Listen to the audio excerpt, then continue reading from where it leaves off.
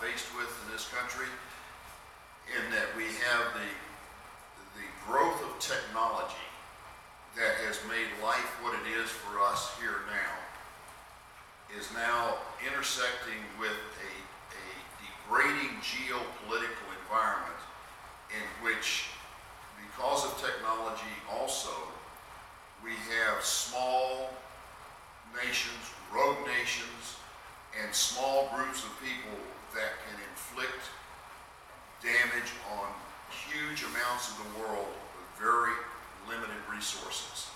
This is not like what we've always thought about of if America was ever going to be taken down, it would be, you know, a million-man army coming from China or Russia, lots of ships, lots of tanks, lots of bombs, lots of people killed, right out as a part of a massive destruction, of bigger order than World War II.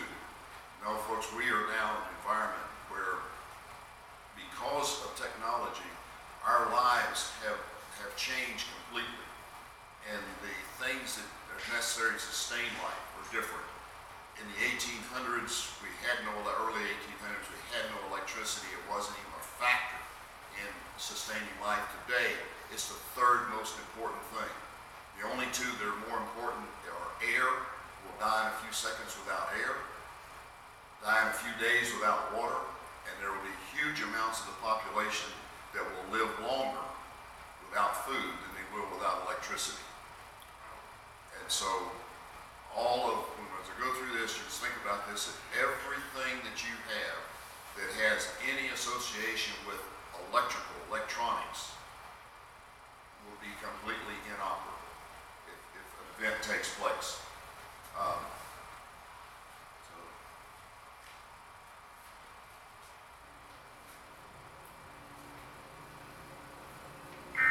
city in chaos.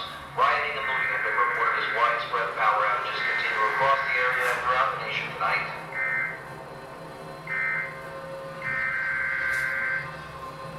Are you okay? I don't know what to do. I'm so scared. What if they try to kill me? Honey, where are you? Are you there? Mom! Mom!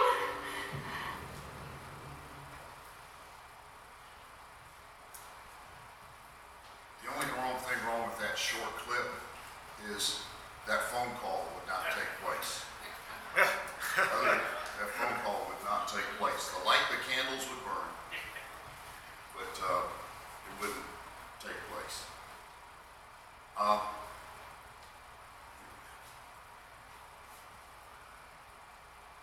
As I mentioned, and our electrical grid system is vulnerable because of technology. And the more convenient it has become, the more vulnerable it has been.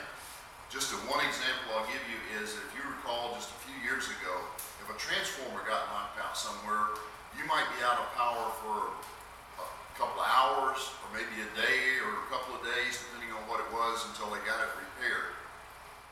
Later they got into where they could switch it manually, and you were out of power because they could redirect power in many cases. If you've noticed most recently, you probably had your lights flicker a few times, or the power just go off momentarily. That's because we're now switching based with computers, and so they're able to do it very quickly, and so you're not without power. But as a result of that, our grid is even more vulnerable now than it used to be because of that technology. And we have a political environment that has changed radically. I mentioned it a while ago in that we used to think about the only thing that would take down America would be a huge army from Russia or China. Today we're looking at countries like Iran, North Korea, that can very easily do it. We're talking about a small group from ISIS of a half a dozen people being able to do what I'm going to talk about here in just a few minutes. And I want to give you a little bit about my background in it, because there was some questions that came up with the power companies when I had this bill last session that didn't do their homework very well. And they said that I must have read a Newt Gingrich book and decided to write a bill on this subject. Well, actually, I've been working with this issue long before Newt Gingrich could even write. And this is one of those things that I feel is actually the hand of God in guiding my life, where I've ended up here.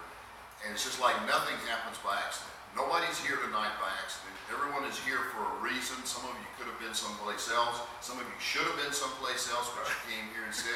You probably won't know why you were here tomorrow, the next day, but someday something will happen that will be a result of what happened here tonight. Well, that's what happened with me, and God finally, it took me a while to figure out that God's plan, my life would be easier if I tried to follow it than trying to convince him to adopt my plan.